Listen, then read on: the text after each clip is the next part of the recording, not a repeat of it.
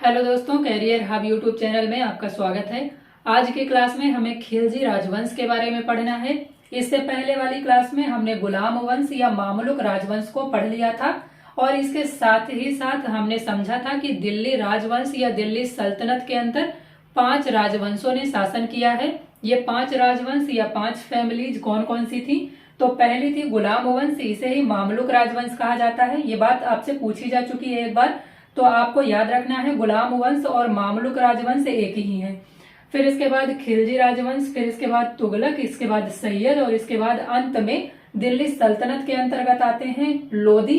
इब्राहिम लोधी इसका अंतिम शासक था। इब्राहिम लोधी और बाबर के बीच में पानीपत की लड़ाई हुई थी 1526 में। बाबर इसमें विजयी हुआ था और उसने दिल्ली की जो गद्दी थी उस पर कब्जा कर लिया था। इसके बाद बाबर का यहाँ पर शासन कायम हो गया था और यहीं से मुगल साम्राज्य की नींव पड़ गई थी। इसके बाद मुगल साम्राज्य ने दिल्ली में शासन किया बहुत लंबे समय तक, लेकिन इसके पहले दिल्ली सल्तनत ने काफी लंबे समय तक 1206 से लेकर के 1526 ईस्वी तक दिल्ली में शासन किया था। दिल्ली में शासन करने का मतलब है कि दिल्ली केंद्र था, लेकिन उन्होंने भारत में शासन किया था। तो देखिए, हम कल की क्लास में गुलाम वंश या मामलुक वंश के बारे में पढ़ चुके हैं। हमने इसमें समझा था कि कैसे जो पहला शासक था गुलाम वंश के अंतर्गत कुतुबुद्दीन ऐबक। कुतुबुद्दीन ऐबक के बाद इल्तुतमिश, रजिया सुल्तान, बलबन के बाद कैकुबाद आया था। कैकुबाद के बाद क्यूमर्स आया था। क्यूमर्स ने कभी भी शासन नहीं किया। क्यूमर्स 3 साल का एक बच्चा था जो मामलुक वंश से रिलेट करता था, मामलुक या गुलाम वंश से रिलेट करता था। तो क्यूमर्स की हत्या कर दी गई थी जलालुद्दीन खिलजी के द्वारा, जो यहाँ पर खिलजी राजवंश के संस्थापक हैं। जब क्यूमर्स की हत्या कर दी गई तो यहाँ से गुलाम वंश जो था वो समाप्त हो गया और जलालुद्दीन खिलजी के द्वारा खिलजी राजवंश की स्थापना की गई। खिलजी राजवंश की शुरुआत जलालुद्दीन खिलजी के द्वारा यहाँ पर क्यूमर्स की हत्या करके की गई। तो ये बात हमें याद रखनी है। आखिरी जो शासक था या आखिरी जो पीढ़ी थी इनकी गुलाम वंश की या मामलुक वंश की, वो क्यूमर्स था। क्यूमर्स की हत्या करके जलालुद्दीन खिलजी ने खिलजी राजवंश की नींव डाली थी और यहाँ पर खिलजी वंश की स्थापना हो गई थी। फिर देखिए, खिलजी वंश का संस्थापक आपने समझ लिया। यहाँ पर हमें जलालुद्दीन, अलाउद्दीन और मुबारक शाह खिलजी 3 सुल्तान देखने के लिए मिलते हैं, जिनमें जलालुद्दीन खिलजी और अलाउद्दीन खिलजी के बारे में हमें पढ़ना है। मुबारक शाह खिलजी के बारे में कोई भी ऐसी जानकारी नहीं है जो आपसे एग्जाम में पूछी जाती है, तो इन्हें हमें स्किप कर देना है। इनके बारे में बहुत अच्छा कुछ इतिहास में नहीं देखने के लिए मिलता है। तो देखिए, जलालुद्दीन खिलजी ने 1290 से लेकर के 1296 तक शासन किया था। 6 वर्ष का छोटा सा कार्यकाल था इनका। इन्होंने हत्या कर दी थी गुलाम वंश के अंतिम शासक या अंतिम वंश, जो अंतिम पीढ़ी थी उसकी, क्यूमर्स की। 3 साल का ये बच्चा था। इसके बाद इन्होंने खिलजी राजवंश की स्थापना की। और ये देखिए, ये जलालुद्दीन खिलजी जो थे, ये पहले ऐसे सुल्तान थे जिन्होंने कहा था कि शासन कठोर या क्रूरता पूर्वक नहीं किया जाना चाहिए, शासन किया जाना चाहिए जनता के समर्थन से और सौहार्दपूर्ण तरीके से। तो पहला जो ऐसा शासक था जिसने कहा था कि जनता के सहयोग से, जनता के समर्थन से और बिना क्रूरता पूर्वक शासन किया जाना चाहिए। ये मैंने इसलिए आपको बताया क्योंकि कई बार आपसे प्रश्न पूछ लिया जाता है। बलबन बहुत कठोरता पूर्वक और बहुत क्रूरता पूर्वक व्यवहार जनता के साथ और दुश्मनों के साथ करने की बात करता था। हमने कल देखा था, उसने रक्त और लौह की नीति को अपनाया था। तो उनके अगेंस्ट या उनसे अपोजिट जाकर के जलालुद्दीन खिलजी ने ये कहा था कि क्रूरता पूर्वक शासन नहीं किया जाना चाहिए, जनता के समर्थन से शासन किया जाना चाहिए। और इन्होंने ये बात भी कही थी कि क्योंकि ये यहाँ पर हिंदुओं की आबादी बहुत ज्यादा है, तो यहाँ कभी भी इस्लामिक स्टेट कायम नहीं किया जा सकता है, इसे कभी भी इस्लामिक राज्य नहीं बनाया जा सकता है। ये पॉइंट दिमाग में रखिएगा, कभी कथन निष्कर्ष में आपसे पूछ सकता है। फिर देखिए, यहाँ पर क्यूमर्स की हत्या करने के बाद जलालुद्दीन खिलजी राजा बन गया, सुल्तान बन गया और इसकी हत्या करने का काम किया इसके भतीजे या दामाद ने, जिसे अलाउद्दीन खिलजी कहा जाता है। अलाउद्दीन खिलजी ही इसका भतीजा था और इसे ही अपना दामाद बनाया था। तो इसका नाम पहले हुआ करता था अली गुरसप, अली गुरसप, और इसे ही इनके द्वारा अपना दामाद बनाया गया था जलालुद्दीन खिलजी के द्वारा। तो पूरी कहानी क्या हुई थी, कैसे इनकी हत्या हुई, 6 साल के अंदर ही इनकी हत्या कर दी गई थी अलाउद्दीन खिलजी के द्वारा। अब हमें अलाउद्दीन खिलजी या अली गुरसप, जिसका पूर्व नाम हुआ करता था, उसके बारे में समझना है। तो देखिए, ये एक जगह थी कड़ा माणिकपुर, ये उत्तर प्रदेश के अंदर आती है। तो यहाँ का जो इक्तादार था वो हुआ करता था अलाउद्दीन खिलजी, या इसी को अली गुरसप कहा जाता था। तो ये इक्तादार था कड़ा और माणिकपुर का। अब आपको कड़ा और माणिकपुर का इक्तादार क्या होते थे, तो इक्तादार देखिए, सबसे जो शासन की सर्वोच्च इकाई होती थी या सेंट्रल लेवल पर जो काम करता था वो थी दिल्ली। दिल्ली के अंतर्गत, दिल्ली के अंदर सुल्तान हुआ करते थे, सुल्तान। फिर इन्होंने प्रशासन करने के लिए अपना जितना भी शासन वाला क्षेत्र था उसे छोटे छोटे पार्ट्स में डिवाइड कर रखा था, जिसे इक्ता कहा जाता था। जैसे वर्तमान समय में बहुत छोटे छोटे प्रदेशों के अंदर और जिला के अंदर, फिर मंडल के अंदर, इस तरह से डिवाइड किया गया है पूरे भारत को, ताकि प्रशासन अच्छे तरीके से किया जा सके। तो जो दिल्ली होता था यहाँ पर सुल्तान रहा करता था, और इसके बाद कई सारे इक्ता बनाए गए थे पूरे देश में। पूरे जितना इनका शासन क्षेत्र था उन्हें कई छोटे छोटे पार्ट्स में डिवाइड करके उन्हें इक्ता कह दिया जाता था, और वहां पर जो शासन करने का काम करता था उसे इक्तादार कहा जाता था। तो एक ये इक्ता था जिसे कड़ा माणिकपुर कहा जाता है, इसका इक्तादार हुआ करता था अलाउद्दीन खिलजी या अली गुरसप। एक बार क्या हुआ कि यहां से इन्होंने अटैक किया, अलाउद्दीन खिलजी ने देवगिरी पर अटैक करके इन्होंने बहुत सारा धन लूटा। बहुत सारा धन लूट करके इन्होंने सारा धन अपने पास रख लिया। जबकि उस समय रूल हुआ करता था कि अगर कोई किसी दूसरे राज्य पर या किसी दूसरे इक्ते पर अटैक करके अगर धन जीतता है, लूटपाट करता है, तो उसका थोड़ा सा हिस्सा उसे सुल्तान के पास भेजना हुआ करता था। जब जलालुद्दीन खिलजी को ये बात पता चली तो इन्होंने अलाउद्दीन खिलजी से कहा कि हमारा हिस्सा हमारे पास भेज दिया जाए, और इस तरह से नियमों का उल्लंघन ना किया जाए। जो दिल्ली सल्तनत के नियम हैं आप उन्हें इस तरह से तोड़ नहीं सकते हैं। तो अलाउद्दीन खिलजी ने यहाँ पर षड्यंत्र रचा जिसे आप कहते हैं। तो अलाउद्दीन खिलजी ने इनसे माफी मांगी जलालुद्दीन खिलजी से, और कहा कि देवगिरी आ जाइए और अपना जो हिस्सा है वो लेकर के आप यहाँ से चले जाइए। जो जलालुद्दीन था वो इनके झांसे में आ गया और जलालुद्दीन देवगिरी पहुंचे। यहाँ पर अलाउद्दीन खिलजी के द्वारा इनकी हत्या कर दी गई। जब इनकी हत्या कर दी गई, फिर इसके बाद अलाउद्दीन खिलजी दिल्ली का सुल्तान बन गया।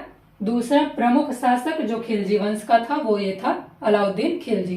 तो अलाउद्दीन खिलजी ने जलालुद्दीन खिलजी की देवगिरी में हत्या कर दी थी। यहाँ पर बहुत पहरेदारी होती है, बहुत सुरक्षा होती है। यहाँ पर हत्या करना आसान नहीं होता है, और जिसने खुद किसी और की हत्या की हो उसे इस बारे में अच्छे तरीके से पता भी होता है कि कैसे सुरक्षा की जानी चाहिए। तो यहाँ जाकर इनकी अलाउद्दीन खिलजी ने हत्या कर दी। ये बात हमने समझ ली। फिर इसकी जलालुद्दीन की हत्या हो गई, 1296 में इसकी मृत्यु हो गई, और अलाउद्दीन खिलजी यहाँ पर नए सुल्तान बन जाते हैं। तो देखिए, हमने ये समझ लिया कि जलालुद्दीन खिलजी की हत्या किस तरह से अलाउद्दीन खिलजी के द्वारा की गई, और किस तरह से अलाउद्दीन खिलजी ने खुद को दिल्ली के तख्त पर स्थापित किया, दिल्ली के सिंहासन पर बैठाया। अलाउद्दीन खिलजी से रिलेटेड कुछ बातें बहुत ज्यादा आपसे एग्जाम में पूछी जाती हैं, जैसे उसकी बाजार नियंत्रण नीति जो थी, जैसे उसके सैन्य अभियान पूछे जाते हैं, जैसे उसकी कुछ प्रथाएं थी घोड़ों को दागने की, घोड़ों के चेहरा और दाग की प्रथा जो थी, इन सब के बारे में हमें थोड़ा थोड़ा समझना है, क्योंकि यहाँ से आपसे प्रश्न पूछे जाते हैं। तो देखिए, अलाउद्दीन खिलजी ने 1296 से लेकर के 1316 तक दिल्ली के सिंहासन पर शासन किया, या दिल्ली का सुल्तान रहा 1316 तक। इसके बाद मुबारक शाह खिलजी आया 1316 से लेकर के 1320 तक, और फिर यहाँ से खिलजी राजवंश समाप्त हो जाता है। तो इनका वास्तविक नाम था अली गुरसाप या अली गुरसप या अली गुरसस्प, इन्हीं को कहा जाता है। ये तीनों नाम आप याद रखिएगा, मिलते जुलते हुए से हैं, अली गुरसप, अली गुरसाप या अली गुरसस्प। अलाउद्दीन खिलजी के ही नाम थे, अभी थोड़ी देर पहले हमने समझा था। अब देखिए बाजार नियंत्रण नीति हमें समझनी है कि बाजार नियंत्रण नीति अलाउद्दीन खिलजी को लाने की जरूरत क्यों पड़ी थी। तो देखिए अलाउद्दीन खिलजी के समय पर मंगोल जो थे उनका भारत में आक्रमण बहुत तेजी से बहुत बार बार चलता रहा था, बहुत ज्यादा आक्रमण हो रहे थे मंगोलों के।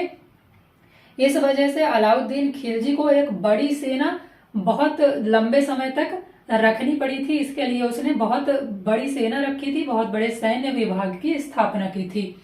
जो ये सेना थी, सेना को अगर सेना में लोग भर्ती किए जाएंगे तो उनको वेतन भी देना होगा। अगर उन्हें वेतन देना होगा तो इसके लिए राजस्व बहुत सारा वसूलना पड़ेगा जनता से। और क्या होता था, इनको सैलरी तो देनी ही पड़ती थी, कुछ कुछ समय में इनकी सैलरी बढ़ानी पड़ती थी। सारे सैनिक जो थे वो आते थे राजा के पास और कहते थे कि महंगाई बढ़ जाती है हर साल, तो हमें इस हिसाब से हमारे वेतन में भी वृद्धि की जाए। अब इसने इतनी बड़ी सेना रख रखी थी कि उन सभी को वेतन दे पाना संभव नहीं था।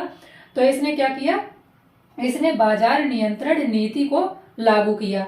बाजार नियंत्रण नीति क्या थी कि महंगाई दर एक सीमा से ऊपर न जाए, इसके लिए इसने कुछ नियम बना दिए थे। एक विभाग बनाया था जो इस सब का कंट्रोल करता था। इसे कहा जाता है दीवाने रियासत। दीवाने रियासत बाजार विभाग बनाया गया था अलाउद्दीन खिलजी के द्वारा, और ये सब कंट्रोल करता था। इस विषय से रिलेटेड सारी चीजें ये देखता था। इसने क्या किया था, इसमें 3 तरह के बाजार हुआ करते थे, जो 3 तरह के बाजार होते थे जो ज्यादा जिन पर जनता और ये सैनिक डिपेंडेंट होते थे। पहला होता था खाद्यान्न, क्योंकि खाना तो हर कोई खाएगा, चाहे पब्लिक हो, चाहे सैनिक हो, चाहे कोई भी हो। तो इसके लिए इन्होंने पहली बाजार जो खाद्यान्न वाली बाजार होती थी, इसमें अनाज मिलते थे, तेल मिलता था, इन सब पर कंट्रोल लगा दिया कि इस सीमा से ज्यादा या इससे ज्यादा महंगा करके आप इसे नहीं बेच सकते हैं। एक लिमिट लगा दी गई कि जैसे गेहूं आप 100 रुपए किलो से ज्यादा नहीं बेच सकते हैं, इस तरह से अगर कोई लिमिट सेट कर दी जाए तो उसे कह दिया गया था बाजार नियंत्रण नीति। फिर दूसरा बाजार था यहाँ पर मवेशियों का, दासों का। उस समय बहुत सारे सैनिक थे, उन्हें घोड़े रखने पड़ते थे, बहुत सारे दास रखने पड़ते थे, पक्षी भी इन्हें खरीदने पड़ते थे, क्योंकि पक्षी ही उस समय पर सूचनाएं एक जगह से दूसरे जगह तक लेकर जाते थे।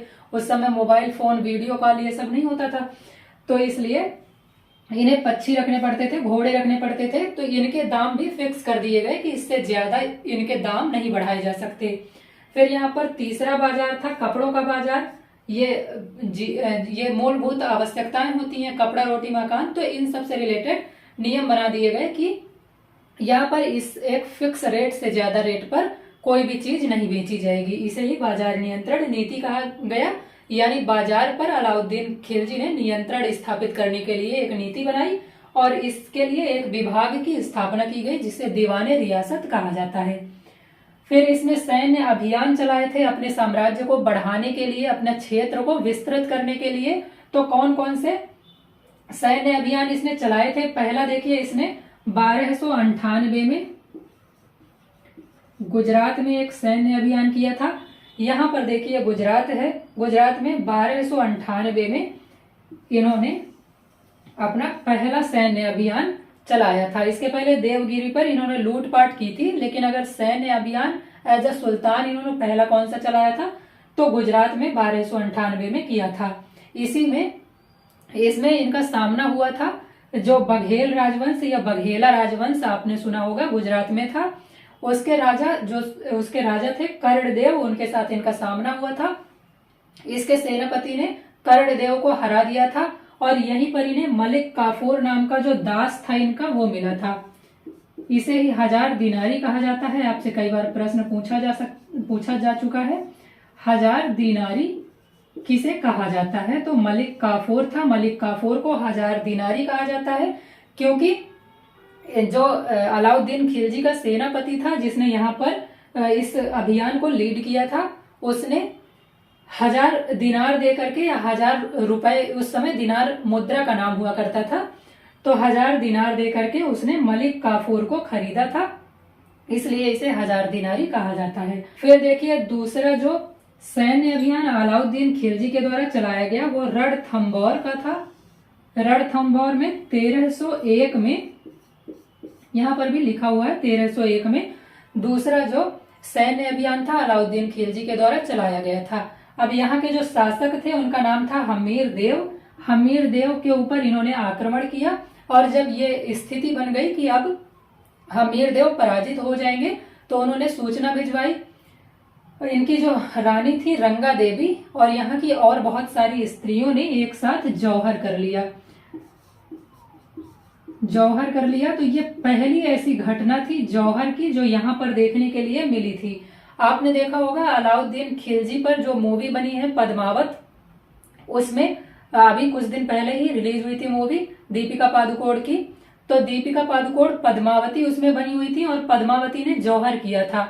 जौहर क्या होता है? एक अग्नि कुंड बनाया जाता है जब भी ये विशेष तौर पर राजस्थान वाले एरिया में जितने भी आक्रमण हुआ करते थे वहां के जो राजा होते थे वो युद्ध करते थे। जब ऐसी स्थिति पैदा हो जाती थी कि राजा अब युद्ध में हार जाएगा तो वो सूचना भिजवाते थे अपने राज्य में। वहां की रानियां और वहां की जो स्त्रियां होती थी, दासियां होती थी, वो सब एक साथ जो अग्नि का कुंड बना करके उसमें जल जाती थी, उसमें अपने आप को समाप्त कर लेती थी। तो पहला जौहर जो था वो रणथंभौर में देखा गया था और रंगा देवी और बहुत सारी स्त्रियों ने, रणथंभौर की स्त्रियों ने एक साथ जौहर को परफॉर्म किया था।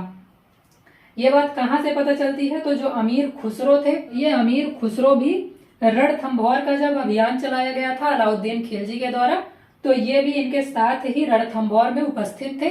इन्होंने अपनी पुस्तक में लिखा है कि मेरे सामने ही वहां पर बहुत सारी औरतों ने, यानी हमीर देव की जो रानी थी रंगा देवी ने और बहुत सारी स्त्रियों ने जौहर को परफॉर्म किया था। तो यहाँ से हमें बात पता चलती है अमीर खुसरो ने अपनी पुस्तक में लिखा था। फिर इसके बाद अगला जो सैन्य अभियान अलाउद्दीन खिलजी के द्वारा किया गया था वो मेवाड़ में किया गया था। मेवाड़ या चित्तौड़ दोनों आपको लिख करके पूछे जा सकते हैं। 1303 में ये वाला सैन्य अभियान किया गया था। चित्तौड़ इसलिए लिखा जाता है क्योंकि मेवाड़ की राजधानी थी चित्तौड़, तो मेवाड़ लिखे या चित्तौड़ लिखे आपको एक ही समझना है। मेवाड़ सैन्य अभियान किया गया था 1303 में अलाउद्दीन खिलजी के द्वारा। यहाँ पर रावल रतन सिंह जो थे वो राजा थे और इन्हीं की जो वाइफ थी उनका नाम था पद्मावती। इन्होंने भी जौहर को परफॉर्म किया था। आपने ये वाली मूवी देखी होगी, बहुत बार आप पढ़ भी चुके होंगे और आप सबने मूवी भी देखी होगी। तो ये दूसरी बार इन्होंने जौहर को परफॉर्म किया था, जौहर इन्होंने भी किया था। फिर इसके बाद हमें समझना है कि घोड़े को दागने और उनके चेहरा वाली प्रथा क्या थी, थोड़ा सा समझ लीजिए, इसके बाद ये चैप्टर समाप्त हो जाएगा। तो देखिए घोड़ों को दागने की और जो चेहरा व्यवस्था थी वो ये थी कि पहले ऐसा होता था कि कुछ जो इक्तादार होते थे, अभी हमने थोड़ी देर पहले समझा था इक्तादार होते थे, इनको कुछ कुछ इक्ता दिए जाते थे और ये लोग बहुत सारे घोड़े रखते थे, बहुत सारे थोड़े बहुत सेना रखते थे और ये राजा का सहयोग किया करते थे। क्योंकि ये जो अलाउद्दीन खिलजी था पहले जब ये सुल्तान नहीं बना था तो ये खुद इक्तादार था और इसे भी पता था कि किस तरह से यहाँ पर स्कैम किए जाते हैं, किस तरह से यहाँ पर भ्रष्टाचार किया जाता है। ये जो इक्तादार हुआ करते थे वो क्या करते थे कि इनके पास कुछ घोड़े हैं, जैसे मान लीजिए इनके पास 20 घोड़े हैं, लेकिन ये राजा से 40 घोड़ों के खर्च के लिए पैसे मांगते थे। 40 ये इनको सिर्फ दिखाना होता था कागजों में कि हमारे पास इतने घोड़े हैं, उनके रख रखाव के लिए इतना पैसा हमें चाहिए। तो इस तरह से स्कैम किया जाता था, भ्रष्टाचार किया जाता था। तो राजा, ये जो सुल्तान था अलाउद्दीन खिलजी, इसने क्या किया कि इसने कहा कि हम घोड़ों को दागने की व्यवस्था शुरू करेंगे ताकि हमारे जो राजस्व विभाग है उस पर बहुत ज्यादा बोझ ना पड़े। तो इन्होंने क्या किया, घोड़े जो थे उन घोड़ों में एक नंबर या एक कोई साइन बना दिया जाता था। मान लीजिए कोई एक इक्तादार है, उसके जितने भी घोड़े हैं उन सब पर एक दिन जा करके उनकी जांच परख की कि कितने घोड़े हैं और उन पर कोई एक साइन बना दिया। मान लीजिए उस पर एक ऐसा साइन बना दिया तो एक इक्तादार के सभी घोड़ों पर यही साइन बना दिया जाता था। क्योंकि ये लोग क्या करते थे, अगर कभी इनके यहाँ जांच पड़ताल हुई भी तो इनके यहाँ सिर्फ 20 घोड़े हैं तो ये बगल वाले इक्तादार से 20 घोड़े और मंगा करके 40 घोड़े दिखा दिया करते थे कि हमारे पास 40 घोड़े हैं और इनके रख रखाव के लिए हमें इतने पैसे की जरूरत है। तो इस तरह से ये बहुत सारा भ्रष्टाचार किया करते थे। तो इन्होंने क्या किया, सभी इक्तादारों के पास जितने घोड़े हुआ करते थे उन पे अलग अलग तरह के स्टिकर लगा दिए ताकि ये भ्रष्टाचार ना कर सके। इसी को घोड़ों को दागने की और चेहरा व्यवस्था कहा।